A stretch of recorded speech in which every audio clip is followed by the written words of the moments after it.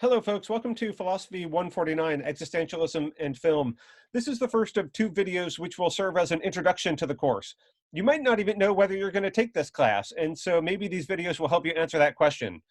Of course, this course is about existentialism, but what is that? I'm actually going to defend two answers to that question, one in this video and another answer in the next video. In order to understand what existentialism is, I actually want you to stop your videos and reflect on a separate question.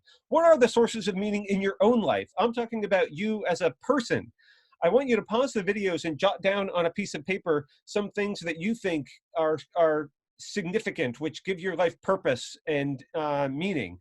And I really mean this to be interactive. I want you to pause your videos now for a second and collect your thoughts. Okay, that was your last chance to pause the videos. What a couple of common things that folks might make reference to sources of meaning in your life. You might think of yourself as a child, and you think of your parents as a source of meaning in your life. You might think of yourself as a sibling, as a brother or a sister, and the other your siblings give you meaning in your life. You might think of yourself as a student or as a profession, what kind of jobs that you have which give your life purpose, because any of those things, our parents, our siblings, our jobs, or being a student, all of those things make us set our alarm clock for a certain time. I have to get up at 6 o'clock in the morning because I have to feed my kids or care for my parents, or I have to make my work shift, or I have to listen to some video lectures, or do some reading for my class. You do things in your life, and many of these roles that we have actually give us purpose. They give us goals. They make us set our alarm clocks for one time or another. They guide where we go with what we eat for breakfast, or when we eat breakfast, where we walk out of our house and go for the day. All of these things provide context and meaning to our lives. I guess, and there's many more. I didn't even mention friends yet, which could be a very critical or important source of meaning in your life. Now, in some sense, existentialism just is the study of these various ways in which we exist in this complex world, often a socially conditioned world, which gives us significance. Now, to be social beings contextualized at a particular time in history, that is what it is to be human. We are temporally bounded creatures in a certain civilization at a certain time on Earth. And so philosophizing, thinking about the significance of these things, what it is to be a human alive today, that is what existentialism is about. What is the meaning of my life? What are the things that give me significance? Or to think of it another way, which really shows you the values at issue here, what are the fundamental values that guide me? And we don't all want to be generic. We don't want to just be random generic people. We want values that matter. We want to be individuals and different than everybody else. We see ourselves as something unique and significant. So how can I react to the world in a authentic way rather than an inauthentic or completely generic way? How can I exist as me and live up to who I am as an individual person? Existentialism is concerned with that question too. Now, you might be balking here. Maybe when I ask you what are the sources of meaning in your life, you're all skeptical and you're like, oh, wait a minute, I'm way too smart for that. I know that life has no meaning. Well, guess what? That's existentialism too. You might come up with a negative answer. You might decide that there is no such meaning in life. And of course, that is just the position known as nihilism. We're going to talk about nihilism a ton in this class. That is an important philosophical position. So if that's where you're already going, then great. We want to know what we're going to learn in the class then is some tools to articulate different forms of nihilism and see whether it's actually defensible or not. If you have no idea what I'm talking about with nihilism, I would recommend you go find the movie The Big Lebowski. This will be a quick introduction. You'll meet a few nihilists in that film. And actually, this is a good time for me to say as a whole, film is a wonderful medium for existentialism. Because what we do in movies is we construct stories about people that have significance.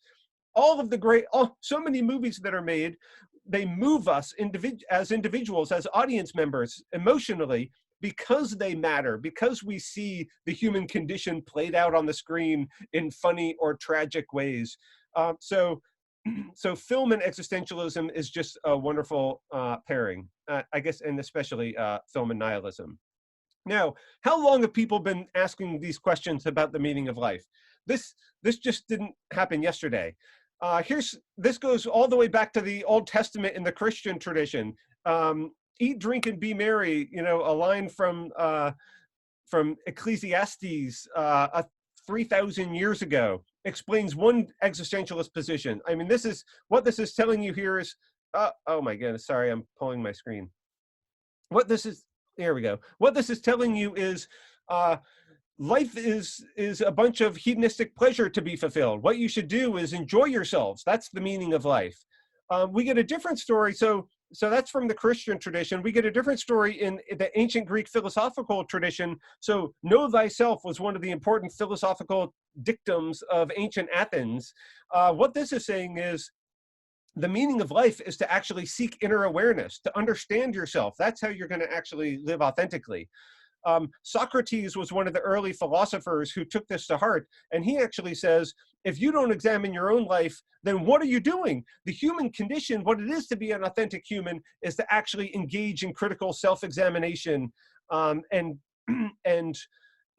understand what are the right values to live your life by.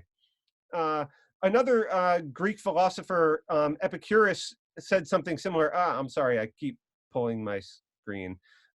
Pleasure is the first good. So this is similar to the idea in eat, drink, and be merry. What we should do is actually enjoy ourselves. There is no ultimate meaning in life except that which we can, that which gives us sensual pleasure in the here and now, or other types of pleasure in the here and now. Now, these are all things from the Western tradition, Christian and philosophical Western tradition. But these same ideas actually come up in cultures all around the globe. So here's an example from the Buddhist tradition. It is easy to see the faults in others, but difficult to see one's own.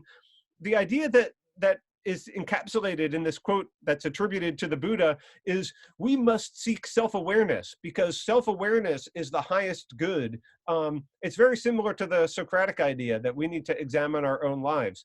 This is an expression, I take it, in the Buddhist tradition about actually what does matter in life.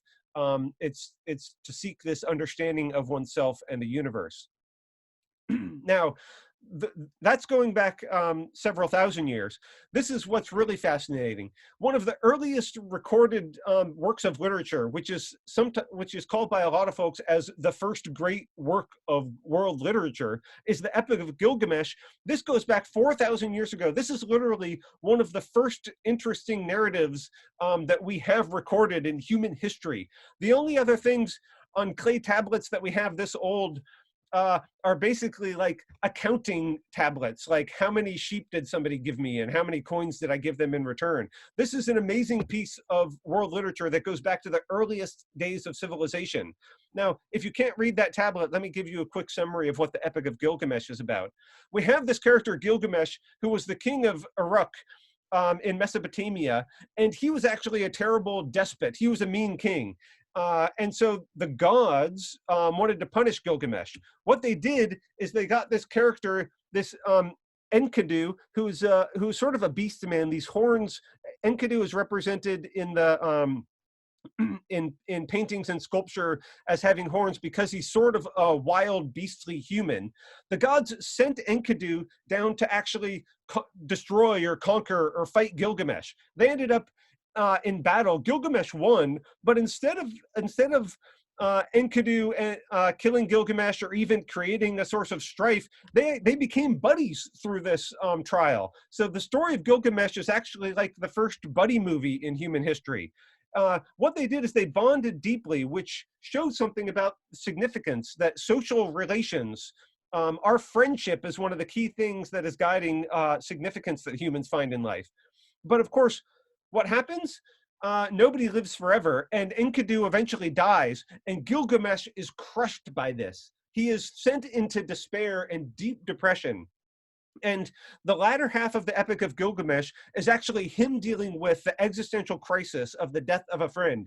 It's incredibly moving, and it's fascinating because this is the first great work of world literature, and it is about how we are haunted by death and how we find meaning in our lives through friendship and how we are thrown into despair when that is frustrated or destroyed. So how can Gilgamesh react to the death of his friend Enkidu and still survive, still find life full of meaning? That's what the final part of the story is about.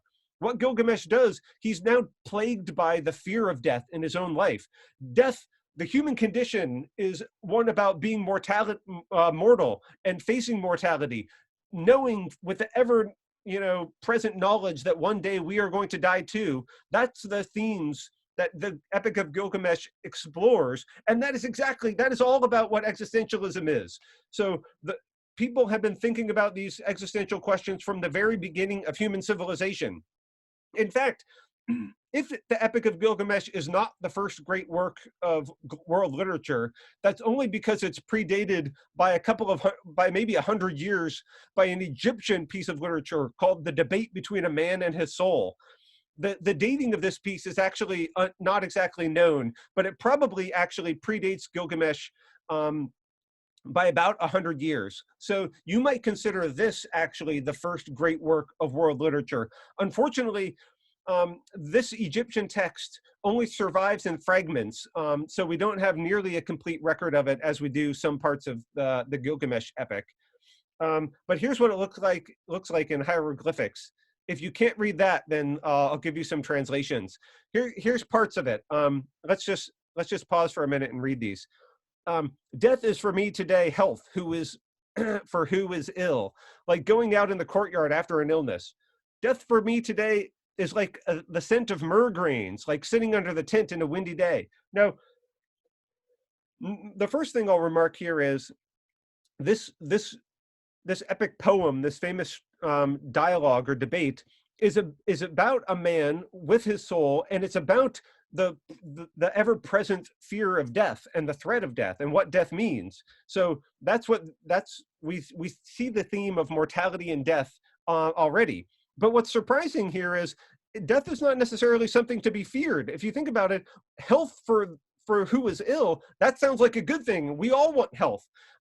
So now death is actually being portrayed in a positive light. So is this a person who thinks death is a good thing? We should seek death. So the question of mortality and suicide and whether or not we should stay alive or not, those are fundamental questions for existentialist philosophy that are picked up by Albert Camus, who thousands of years later says that whether to commit suicide or not is the first existentialist question everyone must ask themselves.